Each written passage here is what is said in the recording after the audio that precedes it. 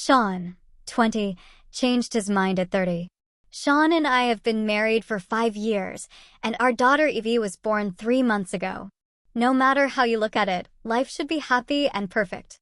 But when Evie was just 1 month old, he asked for a divorce. Sean and his lover sat in the living room. The two of them were upright, holding hands. Their faces were exactly the same determination. And I was the only obstacle before this couple ran towards a happy life. "Let's get a divorce." Sean repeated it calmly, fearing that I didn't hear it clearly. At this time, my daughter was lying in the crib in the master bedroom, crying loudly. She was uncomfortable because she had only changed half of her diaper. I was in a transfer moment when I heard Sean's proposal, but my daughter's crying brought me back to reality. But I was no longer in the mood to care about the trivial matters of these two people, so I hurried to take the new diaper back to the bedroom. But my action triggered the anxiety in his lover's heart, and was really anxious. She had planned for so long, just to force me to leave today. Seeing that she had confessed, I was still indifferent. She rushed up and grabbed me directly. She cried and said, "Lily, just think that I am sorry for you. Just let go. This way we will both suffer." This finally made me look at them straight in the eye. Sean felt guilty and hesitant, and his expression was very contradictory. My daughter was crying, but he insisted on standing here, watching his lover stop me. Sean didn't dare to look me in the eye. Seeing that I was staring at him, his eyes wandered left and right, and he just said, and I are sincere." I looked at him.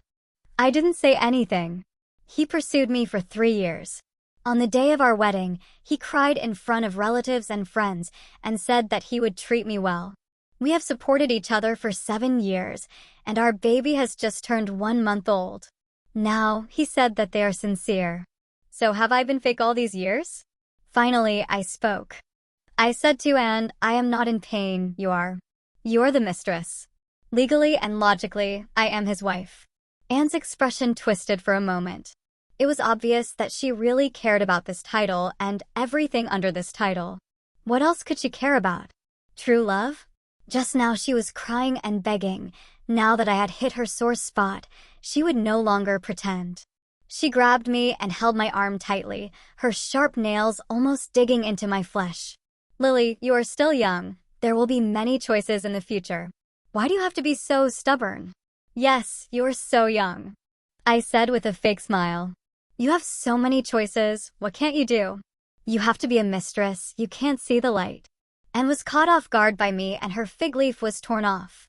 She screamed and cried again. And at this time, Sean couldn't see it anymore.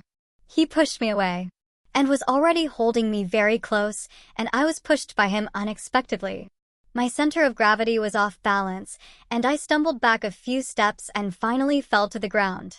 I suddenly felt that the whole world seemed absurd. I had just finished my confinement and had not returned to work yet. I was weak, and I was knocked to the ground by my husband. At this moment, our daughter was crying loudly in the master bedroom. The baby's crying came through the half-open door of the bedroom, intermittently. My husband, the father of the child, seemed to be a great hero, as if he had done something great, bravely resisted the evil forces, and protected the woman he loved most. He stood there majestically, simply standing tall. Listening to my daughter crying in the bedroom, I gritted my teeth and said word by word, "Okay, then divorce." Sean is 31 this year, and I am the same age as him. Compared with many people of the same age, we had children later. We were campus sweethearts and got married after graduation. After 10 years of love, Sean found true love this year. Life is really worth it. Our divorce was simple. The property was easy to count, there was no overlap in work, and there was no debt. But it involved child custody. Sean's meaning was very clear. He felt that his daughter Evie should belong to him. He was over 30, and this was his first child. It was easy for him to give up property, but it was really hard to give up the child. And I refused to let go. Sean was still young, and he and Anne were together, so they would definitely have children in the future. What would my daughter's situation be at that time? My marriage life was already in ruins, and I would never let my daughter go down the same way. But Evie is only 3 months old now and is still breastfeeding. It is clear where she belongs. Even my lawyer friend advised Sean not to dwell on this, otherwise, coupled with the divorce cooling-off period, it would drag on forever. Sean was still not convinced and was very depressed, but he could not resist Anne's urging. She was too eager to see us separate and take over. In the end, Sean had to agree. But in order to retain his visitation rights and to please me, he might have felt a little guilty. He made a lot of concessions in terms of property. This also aroused Anne's dissatisfaction. They even had a small quarrel because of this. I heard about this and I was very calm. I have known Sean for so many years, and I know what kind of person he is. He was so obsessed with the custody of his daughter just to let the outside world know. He and I broke up naturally because of a breakdown in our relationship, and he was very willing to take responsibility for this child. He is still a good person. We have been together for so many years, and our friend circles overlap a lot. He still has to socialize and be a person in the future, and he can't lose face. So even if he quarrels with Anne, he has to do this. I just sneered at this. You can visit if you want.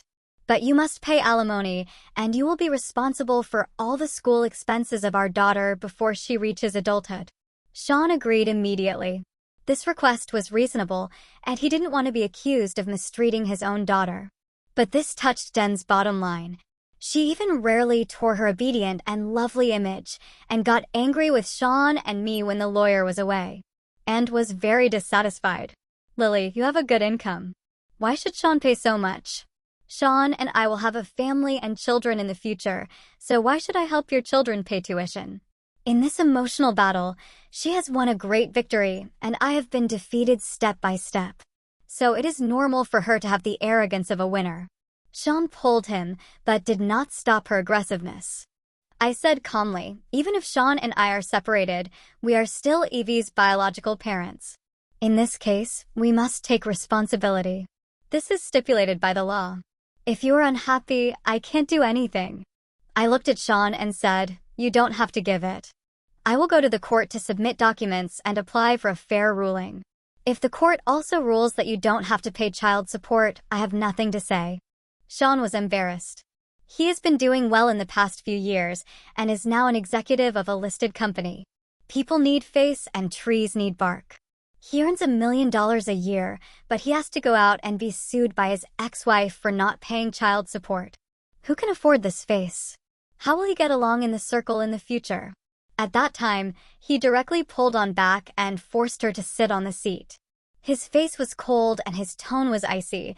Don't make trouble. This is probably the first time he spoke to Anne like this. And looked unbelievable. She didn't care about such a small amount of money. What she cared about was the existence of her daughter Evie.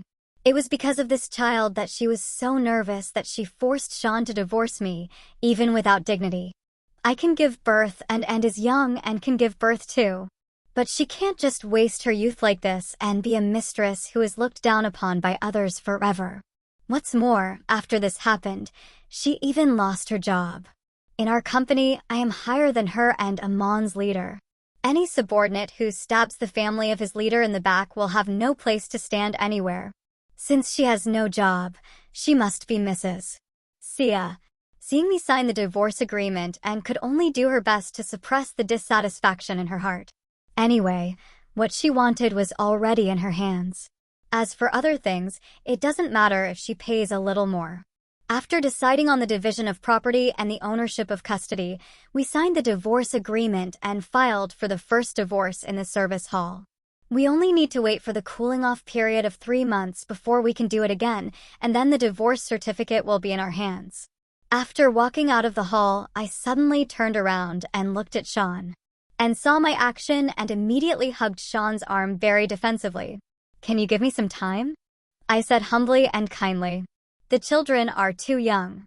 There are too many things at home. My vacation is almost over and I have to go back to work. It will take some time to move out of the house. The apartment we are currently living in is our wedding house, a flat of 150 to 160 square meters. When we divorced, it was given to Sean and I had to move out. This reason is really irresistible. Sean agreed without thinking and didn't even consider Anne's face next to him.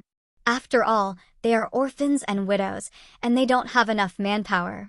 It is indeed impossible to move out of such a large house with so many children's things in a short time. He calmed me down. This is what I should do, don't worry. It is impossible to say that he has no guilt or hesitation in his heart. I don't know if it was for the sake of conscience or to show that he was a good person, but Sean also specifically reminded me, you live here first and you can move out whenever you want. If you need anything, you must tell me. I looked at him with pretended gratitude, but I knew that when the property was divided, he was also given a small apartment. It would definitely become a love house for him and Anne. Anne's face turned very ugly, but she still came to me with a fake smile and said this is what we should do. If you need any help, you must tell us. I know a moving company that is reliable. I will book it for you. When the time comes, they will come to your door to help you pack, which is very fast. Besides, you are also given a small apartment. You two mother and mother live in too big a place. The house is empty and unpopular. Her purpose, anyone with eyes can see, is to drive people away. Evie is too young.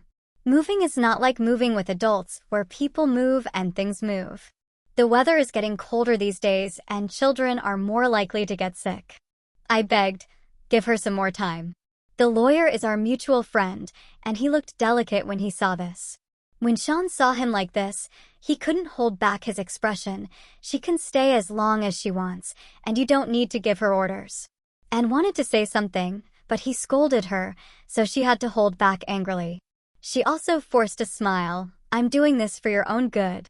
Seeing them like this, I didn't say anything. It's not just 1 or 2 days, and I'm not dead today. When did the problem in our marriage arise? Sean and I were high school classmates. We established a romantic relationship when we were freshmen. From that time on, our lives also began. 2 young people with nothing in their hands, just like this, leaning on each other, supporting each other in a strange city, fighting monsters, and upgrading all the way, cheering each other up.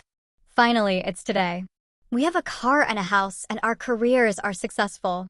But our family is no longer happy. This journey has been too long. I don't know when our marriage was no longer happy and even no longer reliable. There is also a gap in our relationship. This gap is big enough to accommodate someone else. When we were young, we loved each other and thought we could grow old together. But now that we have come to this point, we are standing next to each other and feel that each other is a stranger. In the past, we had a deep affection and loyalty, and we would be crazy and resentful of each other over trivial matters.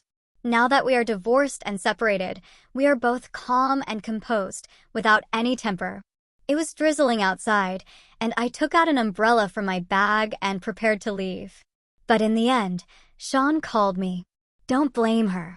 At the end of this marriage, he called me, but he didn't dare to look me in the eye.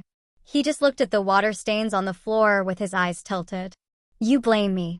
Don't blame her. When he called me, I paused, but didn't look back. I walked away with an umbrella. I laughed when I heard it. Holding an umbrella, walking in the drizzle, I laughed and cried. I was moved by such a kind of heart. I stared at the raindrops sliding down from the eaves of the umbrella expressionlessly, and my fingers tightly grasped the umbrella handle. I was not moved by their deep affection at all. He really apologized to me. Because in the divorce agreement today, Sean told me that he and Anne had been together in July 2 years ago. And at that time, we had just lost our first child. We have always been healthy, but I don't know why it seems that we lack a little fate in terms of children. We have been preparing for pregnancy for 1.5 years, but there was no movement in the belly. My mother was so anxious that she prayed to the gods, and my mother-in-law got a folk remedy from somewhere. She burned the incense sticks into ashes and mixed them with water for me to drink. I studied biopharmaceuticals for both my undergraduate and graduate studies. How could I believe this? The water was bitter and hard to drink, so his mother opened my mouth and poured it in. Because of this, we had a family war for a while. Sean was bullied by both sides, but he could only hold it in, being a grandson and trying to please both sides. In the end, he finally made us reluctantly shake hands and make peace, and we booked a high-end restaurant and the whole family gathered together. We had this meal together and pretended nothing happened. We were still a family. I don't know what I ate that day, but I felt nauseous and vomited all the time. Sean was afraid that I would eat something bad and would cause trouble for the restaurant. As experienced people, my mother and mother-in-law suddenly became very happy. Yes, that's right, I was pregnant.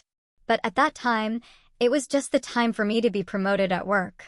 The pharmaceutical company system is huge and the relationships are complicated. I have no background, nothing in my hands, and it is really not easy to fight alone for so many years. Sean strongly urged me to give up this promotion opportunity, inform the company of my pregnancy, and reduce work pressure as much as possible. But I am not such a person. I have a strong personality and I am unwilling to lag behind others in everything. So after a very painful inner struggle, I told Sean that I gave up, but concealed my pregnancy from the company. I devoted myself wholeheartedly and desperately to this competition for promotion, working day and night to prepare materials, reports, and PK with customers. During that time, I worked overtime every day. Although Sean noticed something was wrong, he was on a business trip and was not in the local area, so he could not reach him.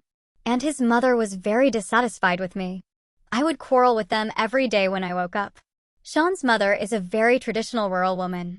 In her cognition, a woman who does not have a child at the age of 28 and wants to pursue a career is simply a monster. She is really good to me, but she cannot accept that her daughter-in-law is a monster. So she could only desperately urge her son to persuade me, but Sean was out of town on a business trip and could do nothing. Sean was caught between the pressure of work and the problems of family, and he was in a dilemma and overwhelmed. But I was very competitive. I fought hard in the workplace with my belly, and I defeated pregnancy reactions, competitors, and difficult customers. But the accident happened in an instant.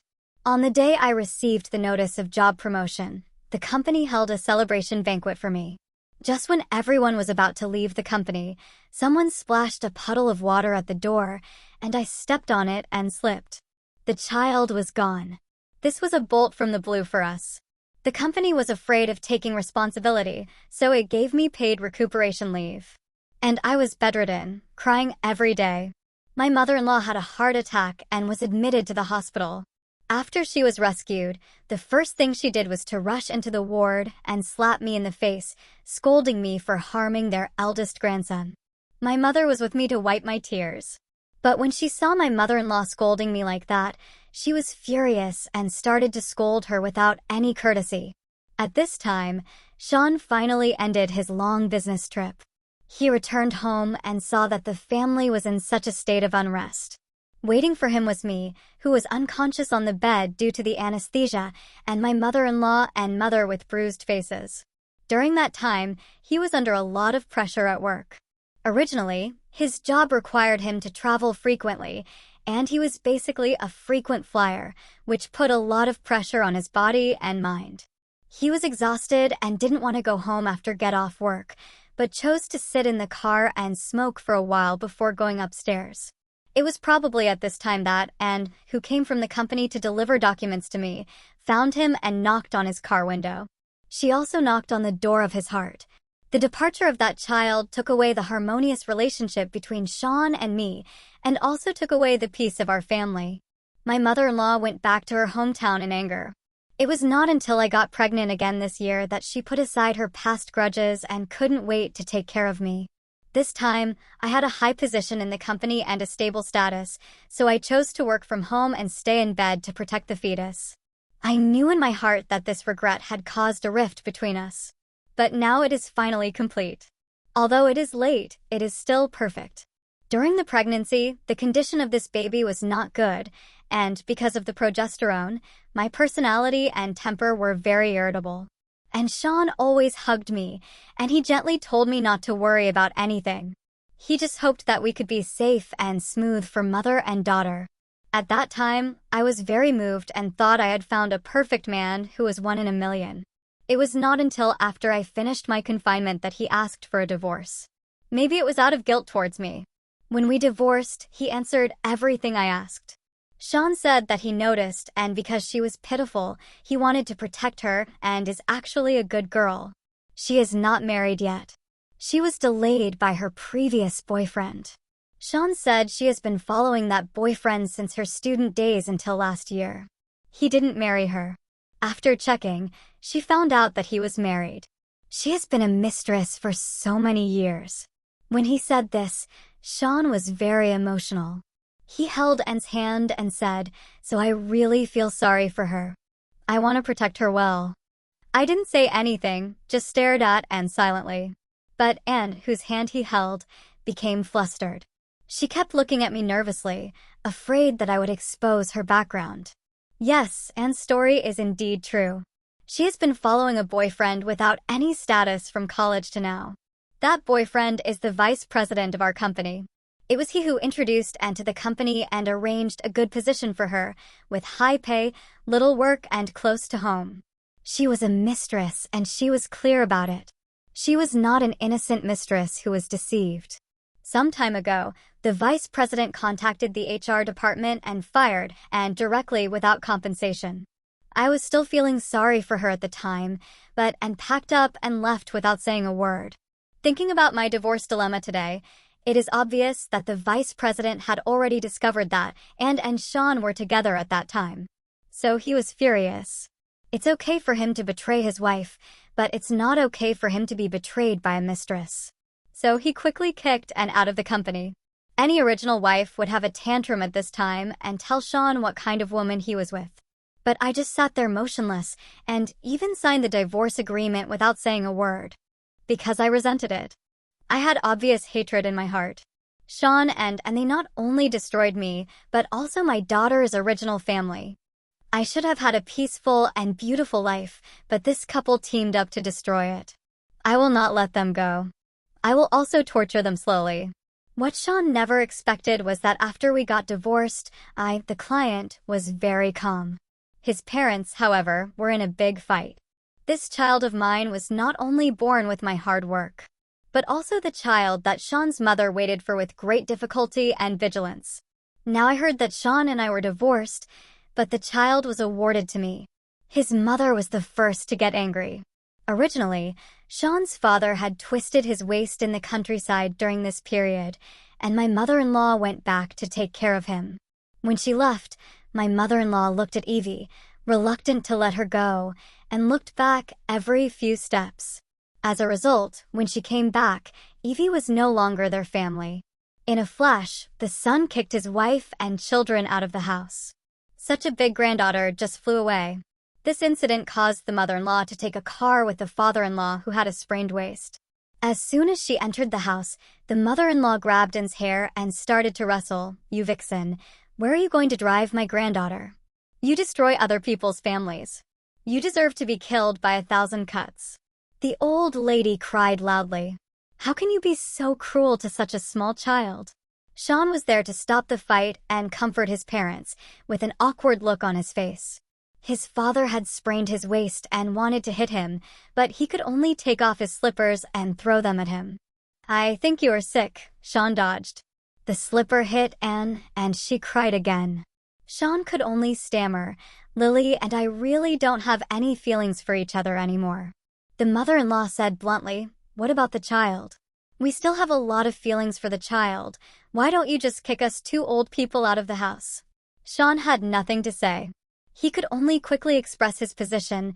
"I am definitely still Evie's father, and I will definitely be responsible for her in the future.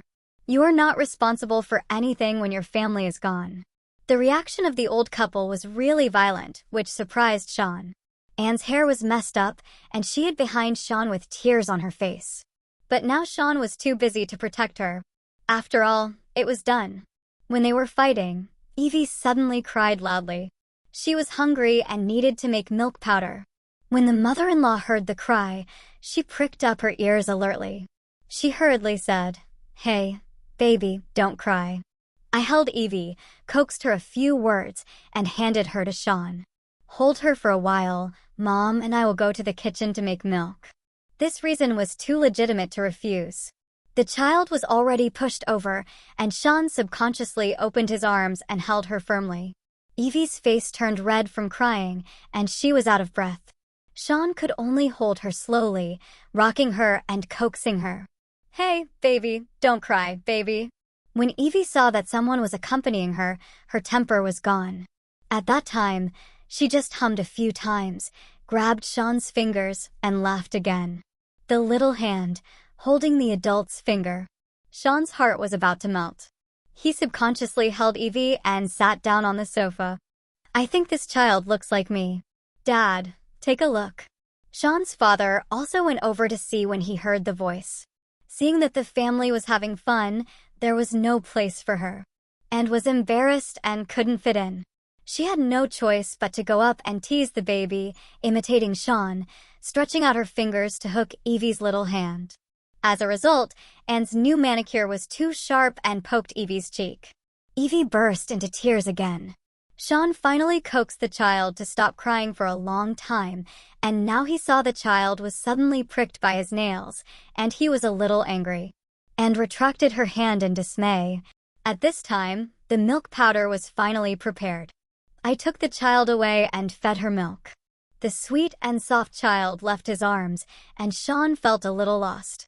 He wanted to wait until the child finished drinking the milk before hugging him. At this time, Anne really couldn't stay any longer. It was getting late, and she yawned several times. She acted coquettishly. "Let's go back. There are so many of us here, and it's hard for people to rest." "This is right. Children can't sleep when there are too many people." Sean's apartment is a small one-bedroom, one-living-room apartment, which is enough for him and Anne. The two elderly people came very suddenly, and he was not prepared. He planned to take them out to live in a hotel, but my mother-in-law refused to let go of Evie. Sean tried to persuade her for a long time until I said that my mother-in-law could live in a hotel nearby and come to my house to help me take care of Evie the next day. And then I was reluctant to persuade her. When my mother-in-law left, she was very worried and looked back every few steps. She reminded me, "You're a woman with a child. If there is anything, you must call us." I nodded. Yes, the call must be made. They have ruined my life. How can I let them live in peace? My mother-in-law and father-in-law live in a hotel at the entrance of the community. I originally wanted to hire a nanny, but my mother-in-law was worried, so they came to my house every day to look after Evie, help me cook, and do housework. And Sean would be called by my mother-in-law every day to come over for dinner and accompany Evie, and only go home at night. And didn't have a job during this period, so she could only wait for him to come back at home every day. But Sean came back later and later. She was so angry. Indeed, at that time she told Sean that as long as she had him, she didn't want anything else. Then she lost her job, and Sean felt that he owed her a lot, so he agreed to divorce me. She must not be able to figure out why. Was still tied to me and this child even though they were divorced. But she understood Sean's character and knew that he would be soft-hearted and not hard-hearted. So recently, she didn't make a fuss in front of me again. At night, I called Sean. I said hurriedly, "Evie has a fever." "Sean, I sent my car to be repaired. Can you come and take us to the hospital?" It was estimated that the two had just fallen asleep when and asked angrily who it was. "Mom and Dad are so worried. Evie is older now and has so many things. We really can't do anything." I was so anxious that I almost cried on the phone. "Are you asleep? I didn't mean to disturb you, please." This broke Sean's heart. "What's wrong? Wasn't she fine during dinner this afternoon?" He said without thinking. "Pack the child's things. Tell Mom and Dad not to worry. I'll come now." I didn't lie. Evie really had a fever. She was feverish and vomiting, and we were at a loss. But I am also an adult, and it is completely within my ability to handle this matter. Even if no one helps, I can take her to the hospital alone and solve this problem. But Evie is Sean's biological daughter after all. I have this kind of labor, so I won't waste it. Seeing their granddaughter's eyes tightly closed, but she kept vomiting milk, Sean's parents were so anxious that they called him desperately. Sean drove over quickly. The house was full of women, children, and the elderly. At this time, Sean had to take on the job of a family pillar. He ran around and drove us to the hospital quickly. He first registered for the children's emergency room, created a file, saw a doctor, and took his daughter for examination. Evie's white blood cell count was abnormal in the blood routine. The doctor suspected pneumonia and needed to take an X-ray. It was too late, so Sean took a taxi to send the two elders back to stay. After he took his daughter to take an X-ray, he held his daughter and sat with me in the crowded children's hospital waiting. At this time, Evie had an antiemetic injection and finally stopped vomiting. She held Sean's fingers tightly and fell asleep, but her brows were furrowed. Sean carefully used his fingers to smooth out her eyebrows and said to me with a smile, "This child has thick eyebrows and will be blessed in the future." He whispered to me, "Our Evie is much prettier than the child next to her." I didn't know whether to laugh or cry. When Sean was getting the injection just now, he saw other children crying and making a fuss, and he just felt annoyed. But when Evie started crying during the injection, he felt like a hand was pulling at his heart, and he wished that the injection would hit his own flesh, and he begged the nurse to be gentler. The doctor said, "There is nothing wrong with the child, but there is a shadow on the lung. If you have the conditions, do further precise examinations." Sean was going crazy. He said anxiously, "What should I do?" The doctor said, "I personally suggest that you go to a large hospital in the provincial capital to make an appointment with a specialist. The medical conditions there are good, and the results of the examination are more accurate. You still can't be careless about the child's affairs. But if you are afraid of trouble..." Sean interrupted the doctor directly, and he rushed to say, "We are not afraid of trouble. You tell me which direction you want to see. My classmate works in the provincial capital city hospital. I will contact him tonight to transfer to another hospital." Parents are anxious when they see their children sick. So this situation is also common for doctors. It's just that he may not have thought that our seemingly ordinary couple is actually divorced. This tossing is very late. Evie could have been hospitalized, but Sean felt that the children's hospital was crowded and he had recently seen several news reports about human traffickers, so he was very worried. So he drove Evie and me back home. It was very late when we got home, and he subconsciously took off his shoes and coat and prepared to go to the bedroom to sleep. But at this time, he remembered that he had divorced me. His hand holding the coat also stayed there. In the end, he left. When he left, Sean looked back every few steps and told me very worriedly, "If Evie still has a fever in the middle of the night, call me. You must call me." Everyone who has a sick child in their family knows very well how long and energy-consuming this is. And that's what I did. I recklessly directed Sean to run around for Evie.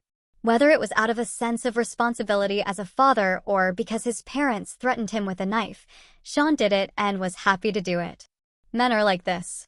When the child is born and he hasn't seen a few times, and the relationship is not close, he can say whether he wants to get married.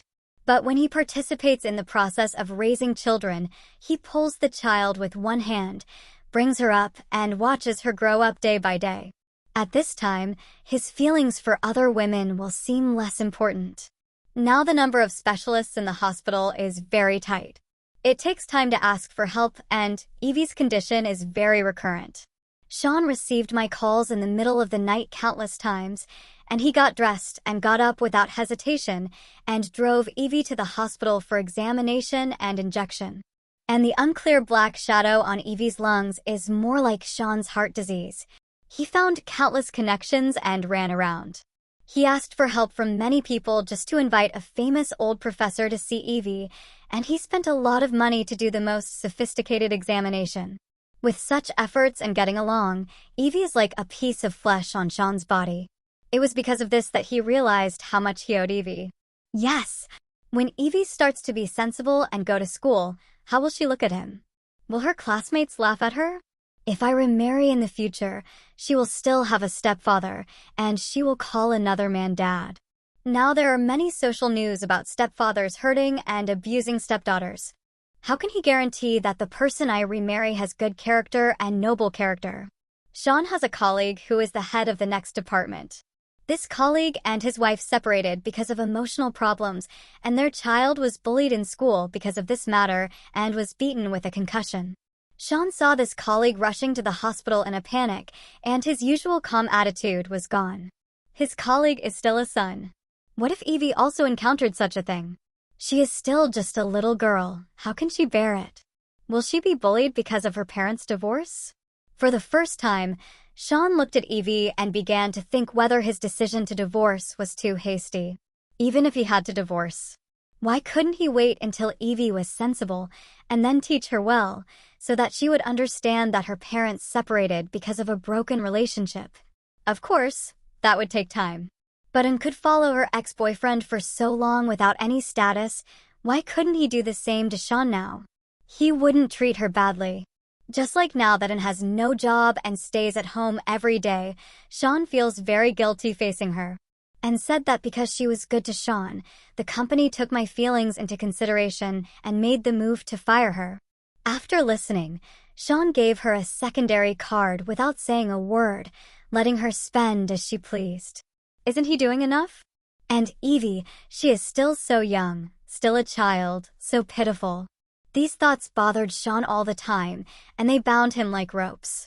But at the same time, Anne didn't think so. She couldn't accept that her good situation was completely ruined because of a child. In the past, she followed the vice president of the company without any status, and he also gave her a job and many benefits. He also spent a lot of money on her over the years. And when she followed the vice president, no one dared to talk about her. But she followed Sean for love, and after she really became a mistress, everyone could point at her nose and scold her, ridicule her, and say that she was a shameless vixen. And now she followed Sean. Because of love, she lost her job, her reputation, and all she got was a secondary card. She lost her sponsor and job for him. And chased me to the hospital that day. I came back from getting water and passed by the stairwell when I heard them quarreling. She screamed. When we were fine, she got pregnant. You should have taken her to have the baby aborted long ago. The baby is sick now, which means she shouldn't have been born at all. She is a jinx. This made Sean furious. These days, he worked hard and shamelessly begged this classmate and that friend just to get Edie a place to see an old professor in the provincial capital. And the woman in front of him actually told him that his daughter shouldn't be alive. He no longer had a trace of love and pampering for Anne. He was furious and pushed her directly. It was you who broke up her family, and you cursed her. I already owe her a lot. Do you still have any shame? This was like a slap in Anne's face. In the reflection, she was sitting on the steps and shaking. Anne collapsed. But at this moment, she suddenly covered her belly and started rolling on the ground. Her body curled up and trembled like a chamois. At first, Sean thought she was pretending, so he ignored her completely. But when he really saw Anne's pale face, he realized that something was wrong. I retreated to the corner and saw him running wildly with Anne in his arms. The doctor said it was a threatened miscarriage. This was like a thunderbolt on Sean's head. He was a father again and lay on the hospital bed, touching her belly. I don't know what she was thinking, but she still showed a confident smile. Things change. Now she is pregnant too. She thought bitterly that Sean would finally not be obsessed with Evie anymore. Because of the existence of this child, Sean's parents finally had a better face for Anne.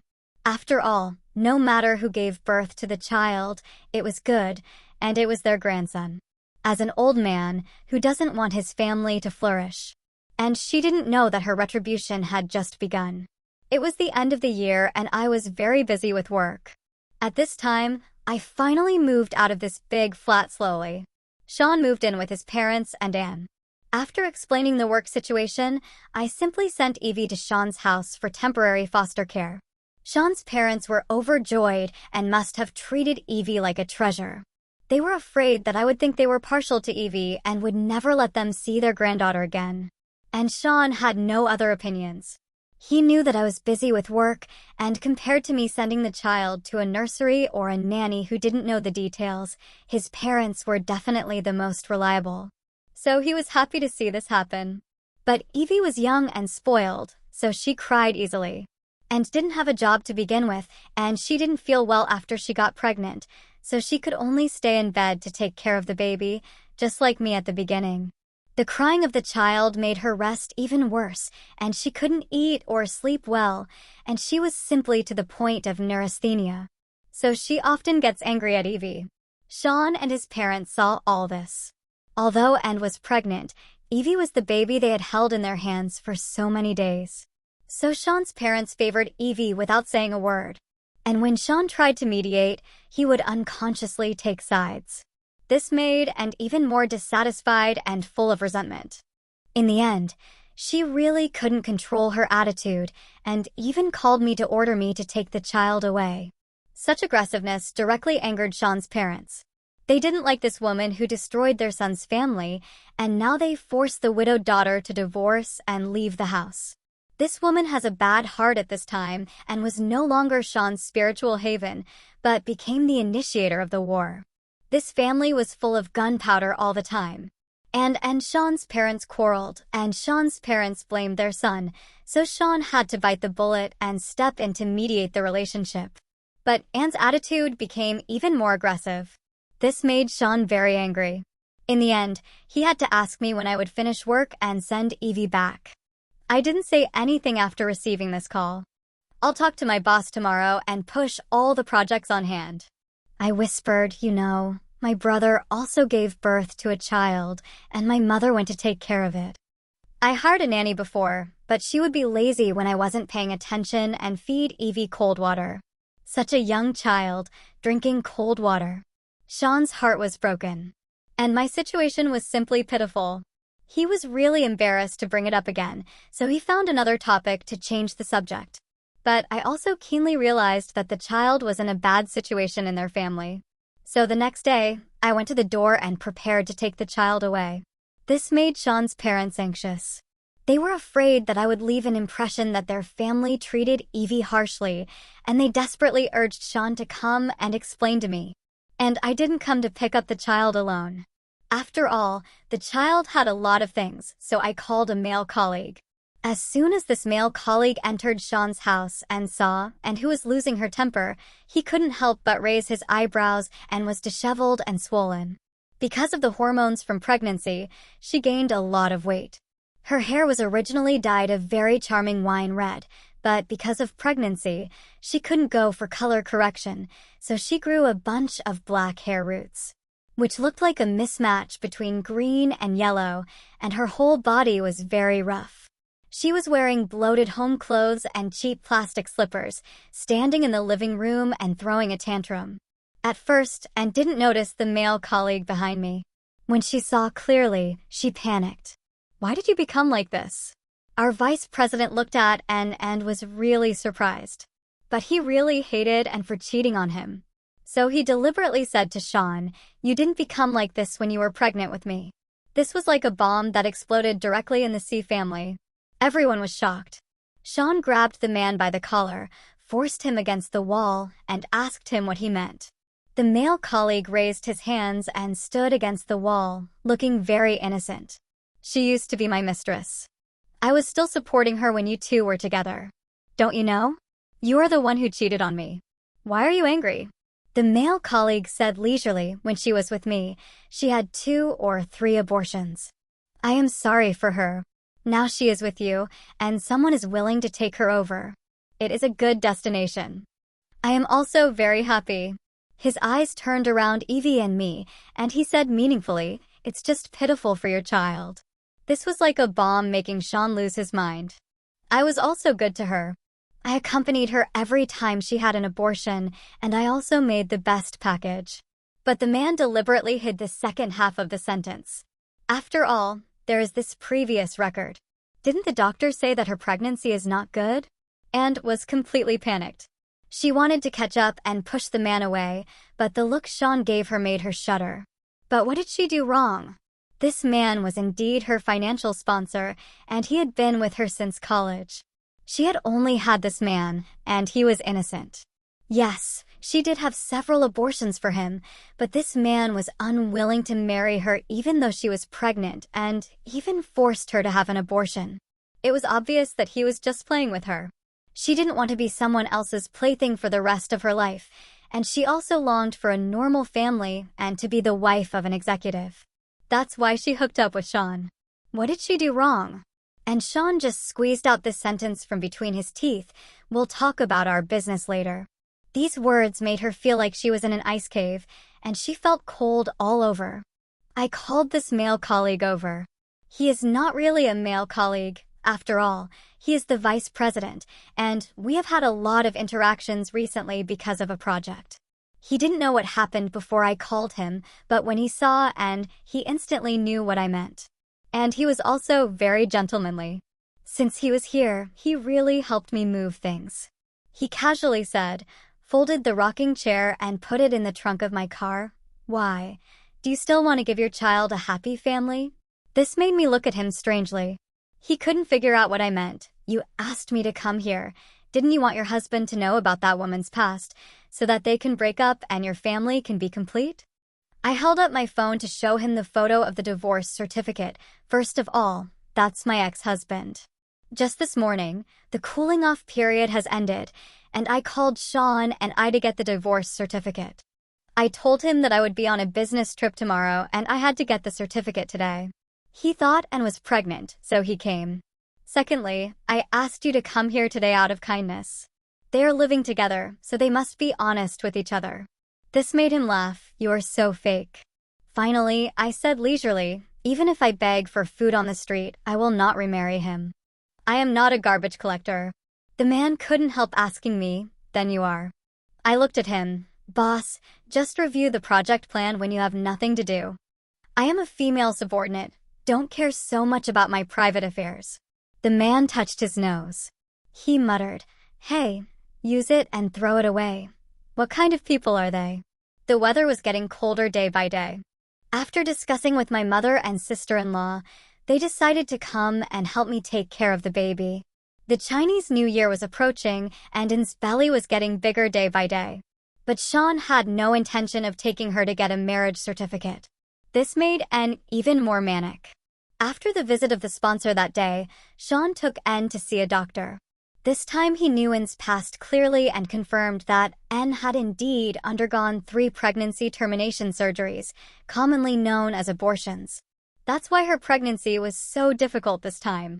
This made Sean mad. He never thought that his true love, who he would abandon his wife and children to stay with, was actually someone else's mistress. The past was so unbearable, which was completely different from what N told him in person. So Sean also asked the doctor how to do amniocentesis for DNA testing. He suspected that the child was not his. The doctor said that Anne's pregnancy was not good, so it was better to wait until the fetus was stable in the middle and late stages of pregnancy. So Sean refused to get a marriage certificate with Anne. He had to wait until the DNA test results came out before he could put his suspicions aside. After my mother came, Sean's parents were too embarrassed to come to see their child. They were worried about her, so they always urged their son to come and see us more often and take some photos and videos to show them. Evie was getting bigger and bigger every day. Sean saw it with his own eyes and loved her in his heart and took the initiative to buy her new clothes. It was almost the new year, and there were a lot of people in the mall. Sean held Evie carefully, fearing that she would be squeezed by others. And just after we had dinner, his current wife-to-be, and who was pregnant, called him desperately. She called several times, asking him when he would go back. When I heard Sean impatiently tell her that he was working overtime at the company and would be back later, I almost couldn't control myself and almost laughed out loud. It was so ridiculous. What a familiar scene. Things change. The children's clothing in this local high-end mall is actually quite expensive. Sean took us shopping and choosing, and he kept holding the clothes and gesturing to Evie, wishing to buy all of them. The salesperson's face was full of smiles, and he was busy recommending him and complimenting Evie's cuteness. And he was very cool, waving his hand and asking people to pack it up and pay by credit card. At the same time, he hung up N's urgent calls again and again. But his phone was too loud. Sean looked at his phone helplessly, turned around and explained to me. I can't help it. I don't want to go home and listen to her nagging. Sean smiled bitterly and said her pregnancy is unstable and she has nothing to do, so her temper is getting worse and worse. She quarrels with my mother at home every day. He complained. You didn't do this when you were pregnant. Yes. Why didn't I do this when I was pregnant? I smiled and comforted him, saying nothing, just showing my gentleness and thoughtfulness. But my heart was cold. I was so good at the beginning. Didn't you abandon your wife and children and live with her? Bullshit life. I saw that Sean's eyes were looking at me more and more eagerly on the other side and finally lost her temper. She had Sean's secondary card. So she called the bank to check his spending and found that he was in this mall. Sean told him that he was working overtime at the company, but now he was buying children's clothes in the mall. He dared to lie to her and was so angry that she rushed to the mall in a taxi. But when she entered the door, she accidentally knocked down someone else's child. The parents of the family stood up instantly, pulled her and stopped her from leaving, and scolded her loudly. Anne's emotions and spirit had already reached the edge. She was hysterical and made a scene, relying on her big belly to make a scene. The family was not a good person either, and they started to scold her at that time. In the chaos, an unknown child's ice cream fell to the ground, and Anne stepped on it when she and the hostess pushed each other, and she fell to the ground. She fell on her back at that time. The faces of the people nearby changed. Because she couldn't stand up from the fall while holding her belly, she could only groan in pain. When she raised her hand that was stretched under her skirt, her hand was full of blood. At that time, there was chaos. Everyone avoided it, fearing that they would be involved. The security guard of the mall quickly called the police and 120. Sean finally arrived. He half knelt on the ground, tightly holding Anne's hand, listening to her hysterical screams of pain and curses, and his face was full of annoyance and disgust. I held Edie in my arms, coaxing my daughter again and again, watching the big show in front of me without any ripples in my heart, and said someone pushed her down. But this clumsy lie didn't stand up to scrutiny. When the police checked the surveillance footage at the mall, they clearly saw that she stepped on ice cream and fell down. And the ice cream was never found out who dropped it on the ground. It could only be an accident. The bitter fruit of miscarriage had to be swallowed by Aunt and Sean. Because of this incident, Aunt and Sean were furious, but this time Sean was also full of anger and never indulged her again. Because Sean really couldn't figure it out. He didn't understand why and came out to cause trouble for him and quarrel with him when she was pregnant. The doctor clearly told her to stay in bed, and his mother served him like a donkey at home every day. His whole family let her go and even didn't let her work and gave her a secondary card. But why did she have to come to the mall? She had to make trouble once. Evie was his daughter. Couldn't he buy a piece of clothing for his daughter? Also, she bumped into someone else's child when she entered the house. Why did she act so violently and even hurt her own child? And couldn't understand it even more. She didn't know why Sean would rather help the child's family, who had nothing to do with him, than stand by her. She was the victim. She lost her child. The two of them got angry and quarreled and smashed everything in the house. In the end, Sean was exhausted. He stood on the messy ground and told Anne to break up and couldn't believe it. She basically lost everything. Only Sean was left, and she really wanted to be Sean's wife. So Anne began to beg and give in, trying to save the relationship in every way. But this time Sean didn't respond. In the past, Anne was his safe haven. Now she is the source of his pain. Meanwhile, Sean's attitude towards me became better and better. He felt guilty towards Evie and me, and with the encouragement of his parents, he even had the idea of remarrying. Yes, that's it. He was just confused by Anne before, so he behaved so absurdly. He admitted that he was a little impulsive, but now he has come to his senses and he thinks he should give his child a happy family. Facing Sean's enthusiasm, I just smiled. I think life is really absurd in the past for true love. He could push me to the ground after my confinement and listen to our daughter crying in the bedroom. But he was completely unmoved and simply abandoned us. And now he thinks that he can make peace with us by just talking and pretending to have changed his mind and made up his mind. Let's just say there is no such good thing in the world. It happened that the company wanted to appoint a European project director, and I volunteered without saying a word. At the same time, I also got passports for my mother and Evie.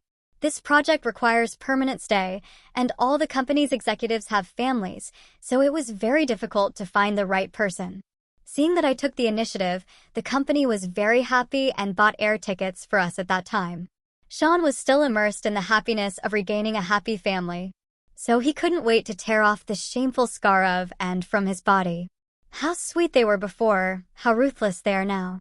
Seeing that the two of them were making a big fuss and went directly to Sean's company and smashed his office, many friends even posted on WeChat moments to make fun of me. I just quietly packed my things and matters for going abroad and entrusted my brother to help consign the house.